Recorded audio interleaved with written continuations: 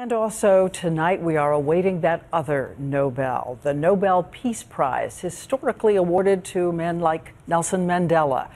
The average age of the winner is 62. But tonight, the youngest nominee is a 16-year-old girl who spoke up for the 31 million girls around the world who do not get to go to school. She was shot in the head by the Taliban, but she emerges tonight with a new book, I Am Malala, and her message that it is possible for every one of us to change the world. Out of a valley 7,000 miles away, a powerful light. We are starving for education. For us, it's like a precious gift. It's like a diamond. Tonight, a tiny Pashto child may be the bravest girl in the world. Malala Yousafzai, who loved her little home and loved her school, when out of the shadows came the Taliban, the radical fundamentalist men who banned girls' schools. Somehow, Malala never lost her powerful certainty that girls also deserve a full life. They cannot stop me. I will get my education if it is in home, school, or any place. What was the moment you were most afraid, that you had the most fear? Like, I was feeling fear all the time. At night when I used to sleep, I was thinking that, shall I put a knife under my pillow? I think life is always dangerous. Some people get afraid of it, some people don't go forward.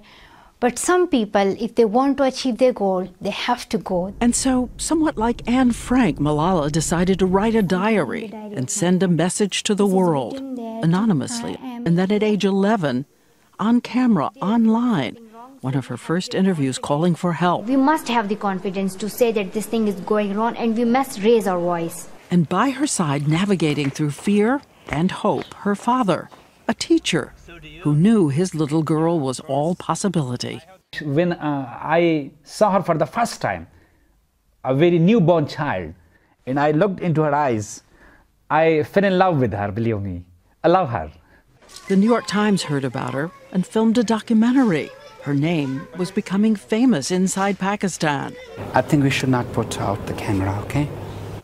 When the radical Taliban decided her message was so strong, they would take her life. With her childlike, magical thinking, Malala says she rehearsed in her mind what she would say if an attacker came. It was always my desire before the attack that if a man comes, what would you tell him, Malala? I used to think like that. I would tell that man that I even want education for your daughter. And you think that would work against a gun?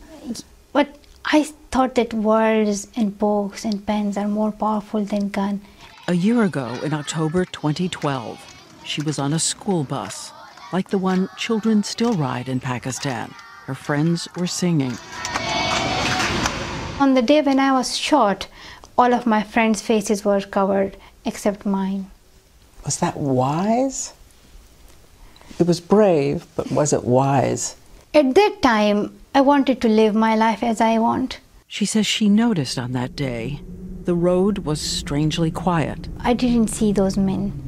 I just could see like there's no one. There used to be a huge crowd on that road, and on that day there was no one. Two men approached, one of them with a Colt .45.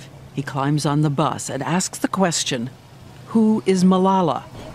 She doesn't remember what happened next, but her friend told her. She said, like, you said nothing, and you were just holding my hand, and you just squeezed my hand like you were just forcing it, and you said nothing. And she said, like, you just looked at the man like this. Then she said, like, then he fired three bullets, and one hit you on the left side of my head. I would have been doing like this, so I hide my face because there was gunpowder on my face. The chances of being shot at point-blank range in the head and that happening, I don't know. But it is amazing, truly amazing. I don't know why she survived. Someone theorized maybe his hand was shaky. He hit her there. Miracle? If you believe in miracles, yes, absolutely. Maybe. It's the backbone and here's the brain, and God saved me. Malala says maybe death was just not ready to take her. I think death didn't want to kill me. And God was with me, and the people prayed for me. And tonight, from her speech at the United Nations to the possible Nobel Prize, she has an answer to the question asked by that gunman, who is Malala? And I say, I am Malala, and I'm going to publish a book.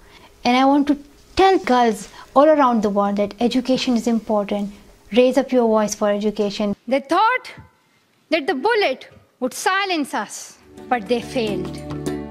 I am Malala! I am Malala! Weakness, fear, and hopelessness died.